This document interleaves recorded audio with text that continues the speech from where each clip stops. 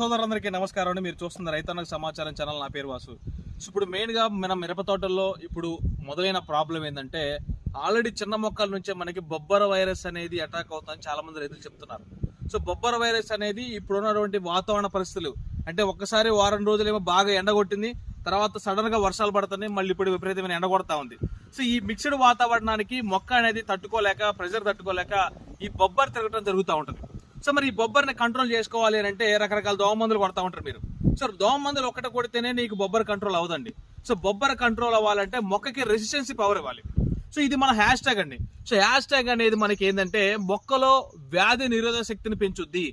దాని ద్వారా ఏమైంది అంటే మొక్క ఏదైనా ప్రాబ్లం వచ్చినప్పుడు, ఇప్పుడు వైరస్ వచ్చేదాన్ని తట్టుకోగలుగుద్ది. సో దీన్ని దోమ మందుల్లో కలిపి స్ప్రే చేసుకోవాలి. సో ఇప్పుడు మన దోమ మందుల్లో ఈ హ్యాష్ ట్యాగ్ ని ఇది 2 పావు లీటర్లు ఉంటాయి. సో దీన్ని ఒక దాంట్లో కలుపుకొని దాంతో పాటుగా మనం దోమ మందుని కలిపి స్ప్రే చేసుకున్నట్టయితే వచ్చిన మొక్కకి వేరే మొక్కకి పాకకుండా మనం ఈ హ్యాష్ ట్యాగ్ అనేది కంట్రోల్ చేస్తుంది. సో మొక్క రాకుండా ఆపగలుగుద్ది, దాంతోపాటు వచ్చిన మొక్క నుంచి వేరే మొక్కకి పోకుండా చేస్తుంది. మీరు కొట్టేటువంటి ఎటువంటి దోమ మందు అయినా కానీ ఆ దోమ మందుల్లో కలిపి కనుక మీరు స్ప్రే చేసుకున్నట్లయితే ఖచ్చితంగా మీ తోటలో ఈ వైరస్ అనే దాన్ని అరికట్టుకోవచ్చు. వైరస్ అరికట్టాలంటే ఖచ్చితంగా ప్రతి ఒక్క రైతు కూడా హ్యాష్ ట్యాగ్ స్ప్రే చేసుకోవాల్సిందే. చేసుకున్న రైతుకే తెలుస్తుంది అది రిజల్ట్ ఎట్లా ఉందనేది కూడా.